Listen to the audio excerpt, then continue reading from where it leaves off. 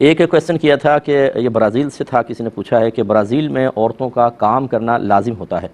اور وہاں پر اگر عورت کام کرتی ہے تو حجاب نہیں کر سکتی ہے، تو بغیر حجاب کے کام کرنے کی کیا شرعی حیثیت ہے؟ دیکھیں، حجاب سے مراد اگر آپ کی نقاب نہ ہونا ہے پھر تو کوئی مسئلہ نہیں ہے، اسکارف وغیرہ پہن لیں سامنے کے، یعنی چہرے کا استثناء تو حدیث میں بھی ہے، تو اس لیے بامر مجبوری اگر عورت چہرہ کھول لے تو اس کی اجازت ہوگی۔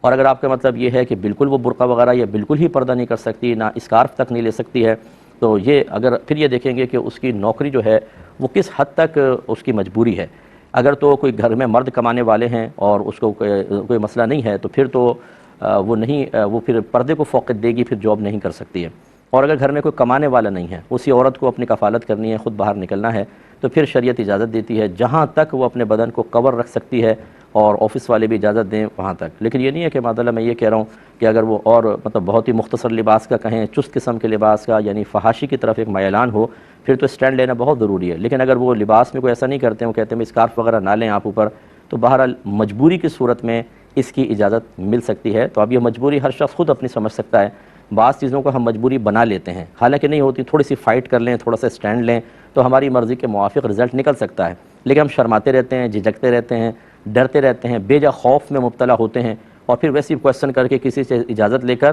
اور اس پر عمل کر لیتے ہیں۔ ایک دفعہ فائٹ تو کر کے دیکھیں، ہو سکتا ہے آپ کو اجازت مل جائے۔ تو اس لیے ہر شخص کو اپنا احتساب کر کے، اپنے ماحول کو سمجھ کر پھر کوئی فیصلہ کرنا ہوگا۔